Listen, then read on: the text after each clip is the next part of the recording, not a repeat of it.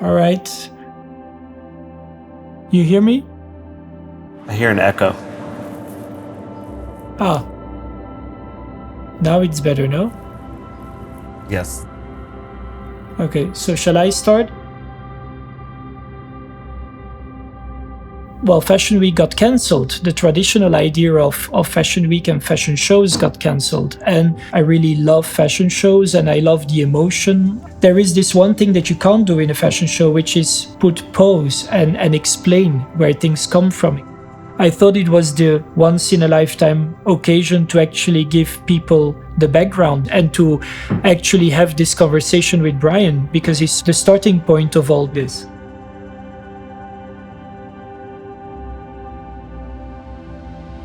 Well, color has always been my thing. When I first started ceramics, I always wanted to, or pick the most challenging color in ceramics, which is red and orange. I mean, there's endless combinations of glazes that I could develop, but how can I get as much variation from this one pigment using 15 different formulas of different glazes, if that makes any sense? One of the things that I try to do in each piece is get a lot of variation in color and texture. I'll make one sculpture that's all purple, but it'll have like 5 to 10 different glazes with all the same pigment. So there's still a lot of variation and layering of glazes, but all the same pigment.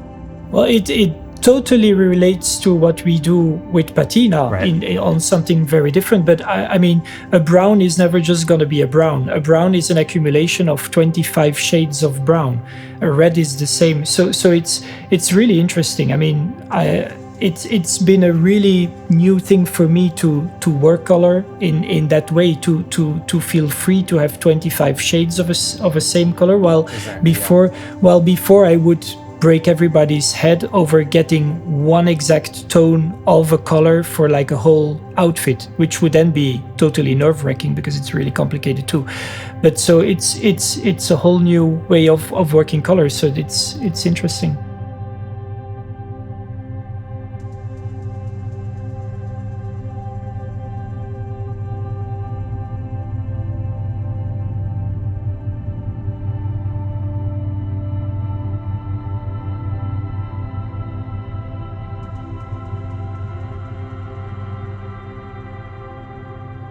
Usually when I start a sculpture, I'll pick one color and I'll go from there. I try not to choose more than 5 colors just because I'm relying on a kiln and heat and glaze flow.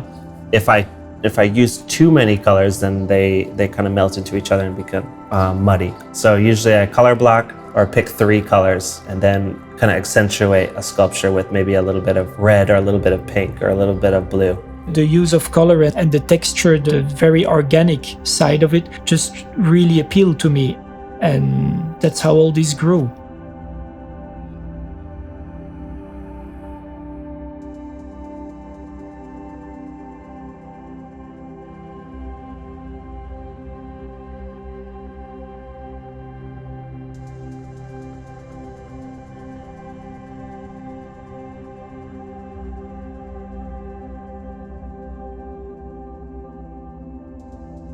This is actually the first time that I'm doing a collaboration on the ready-to-wear. I got to Berluti 2 years ago, and I guess the first steps for me were to understand the DNA of the brand, to understand the history of the brand and what I wanted to bring to the brand. And so in a kind of a egocentrical way, there was no room for a third inspiration. It needed to be me and Berluti, and it took 2 years to work that out, I guess. But now I think it's very interesting to bring another inspiration to the table because I feel sufficiently confident, I guess, about the silhouette that I've created over the 2 years. And so just by, I guess, falling in love with the work of Brian, just kind of all at once clicked in my head that it would make for a very good connection. I work with a photographer in Los Angeles who comes to my studio, and the way that we set up my work to be photographed is because I'm working on a 3-dimensional object that's layered with texture and colors. it's very kind of difficult to translate that into like a JPEG or like a two-dimensional surface. But when it does actually translate to a computer, it's pretty amazing the details that can be captured and the depth that can be captured with in 2D. Even though like my work does command a lot of attention in real life, that'll be interesting to see how that translates.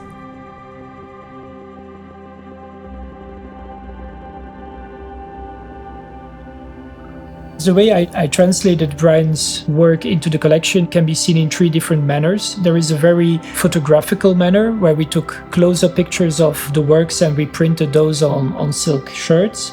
There is a more artisanal manner where we've been knitting sweatshirts by hand and basically using Brian's work as an inspiration. The third interpretation is, I guess, the most traditionally Berluti one, where we see how far we can go color-wise and structure-wise with patina to try and create graphically something that relates to the work, but which is obviously like a more handcraft and traditional way of interpretation. So there's the silky shirts, which is literal, and then there is the patina way, which is way more Berluti.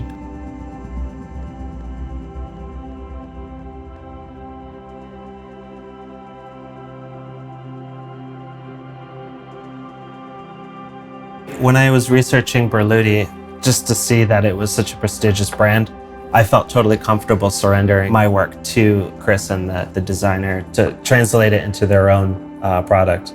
I felt totally comfortable with that. People have asked me to do collaborations, and a lot of times there are like ulterior motives with artists working with other artists and all that, but I mean, to work with a big company like Berluti is definitely an honor.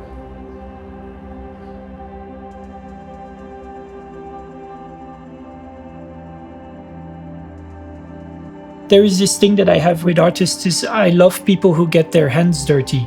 You could see that also in the paintings that I love, or even now what I do at Berluti. It's so much about handcraft. Your work is screaming craft. Thanks. And in that sense, I feel also very comfortable. It makes sense to combine Berluti and your work. I mean, the way that I approach ceramics is very, very non-traditional. I'm exploiting an ancient material, a craft-based material, and turning it into like a contemporary art piece and showing it in non-craft galleries. So the fact that my generation and other generations have been so receptive to this, because it is kind of like a slap in the face to a lot of traditionalist artists working in ceramics. So the fact that I've gotten this far and people think it is wild and it's very interesting says something about this time period in art and culture. But what I love about these, such a positive slap in the face, it's like a positive wake-up call. Right. I'm really happy that I didn't make an all-black collection and that it's so cheerful and it's so much about freedom. So I find it very right for the moment. I agree. I think the art audience needs some cheering up in these times. There's a lot of things going on, and people are inundated with all sorts of crazy information from social media, and sometimes it's best to like tune out a little bit and kind of enjoy the celebration of color and excitement in artworks rather than the depressing concept behind some contemporary art.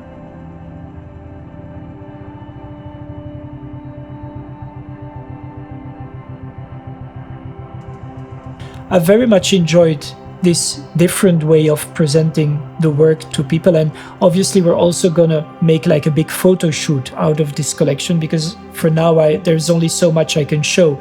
So we will have like a beautiful portfolio of pictures coming out at the end of the year, and people will then discover the whole collection and be able to buy it at the same time. So it's good, it's interesting, and it's nice to be able to explain stuff to people, but I will miss emotion. So as soon as we can go back to fashion shows and storytelling, I will definitely do that.